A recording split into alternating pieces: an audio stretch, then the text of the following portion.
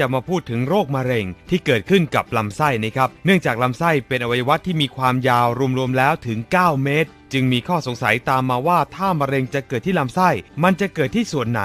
ซึ่งส่วนของลำไส้เรามักจะพบว่าเป็นมะเร็งบ่อยๆก็คือลำไส้ใหญ่ครับเนื่องจากมีหน้าที่เป็นที่พักของกากอาหารก่อนจะถ่ายออกไปทางทวารหนักดังนั้นอาจจะมีเศษอาหารและสารพิษที่ค้างอยู่มีความเสี่ยงต่อการเกิดมะเร็งได้มากกว่านั่นเองสำหรับสัญญาณเตือนของโรคมะเร็งลำไส้ใหญ่ก็คือปวดท้องเป็นพักๆมีท้องผูกสลับท้องเสียและลักษณะของอุจจาระที่เปลี่ยนไปเช่นมีมูกเลือดปนออกมาด้วยเป็นต้นนะครับสวัสดีครับ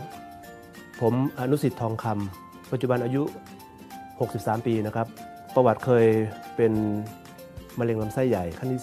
3 ข้างซ้ายเริ่มต้นเนี่ยตั้งแต่ต้นปี 2556 เนี่ยมันก็มีส่งสัญญาณเรื่องของอาการมาเช่นบางครั้งท้องผูกบางครั้งถ่ายท้อง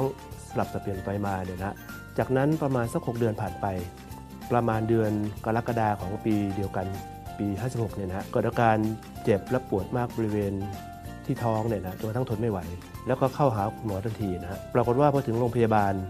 คุณหมอก็ระงับการปวดแล้วก็ตรวจแล้วก็ค้นหาต้นตอและสาเหตุของการปวดครั้งนี้เนี่ยโดยละเอียดเนี่ยนะปรากฏว่าก็เข้าทำการตรวจตามขั้นตอนตามกระบวนการของทางแพทย์ตั้งแต่ทั้งเอ็กซเรย์ทั้งทำอุลตราซาวด์ทั้งส่องกล้องทำซีทีสแกนเนี่ยนะคิดว่าคงเป็นอาการปวดท้องธรรมดาแต่ปรากฏว่า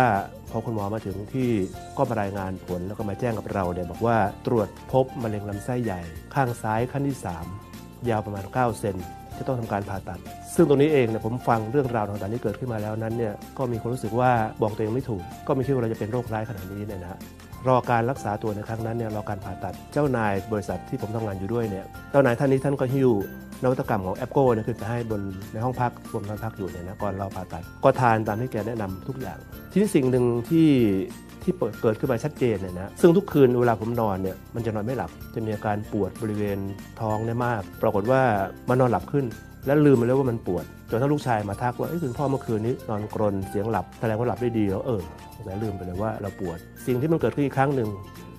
ตอนที่ถ่ายตอนเช้าเนี่ยสังเกตว่ามีสิ่งอุจจาระมันมีสิ่งปลอมปนเข้ามาก็สัก3 ครั้งก็หายไปแล้วผ่าตัดเสร็จพอถึงคิวเข้าผ่าตัดปรากฏว่าใช้เวลาประมาณ 2-3 ชั่วโมงในช่วงนั้นเนี่ยปรากฏว่าคุณหมอมาบอกผมว่าไอ้มะเร็งที่ตรวจเจอ9 เซนนั้นมันหายไปแล้วก็ตัดไส้ทิ้งลงไปประมาณ40 เซนพอจากนั้นเสร็จเนี่ยคุณหมอก็มาพูดคุยใหม่ว่ามันเกิดปรากฏการณ์อะไรขึ้นผมก็เลยชี้ไปที่หัวเตียงให้แกดูว่าผมทานนวัตกรรมแอปโก้อยู่ทุกวันนี้เสร็จแล้วออกโรงพยาบาลก็มีการนัดตรวจต่อเนื่องประมาณ1 ปีเต็มๆนะฮะพอมาปีที่2ตรวจโดยละเอียดอีกครั้งหนึ่ง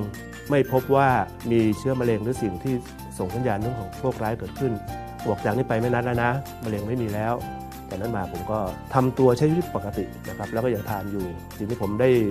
เล่าให้ฟังในวันนี้เนี่ยมันเป็นเหตุการณ์จริงที่เกิดขึ้นกับตัวผมเองซึ่งผมเจอกับตัวเองและขอให้กำลังใจว่าคนที่ยังไม่เป็นก็ตามเนี่ย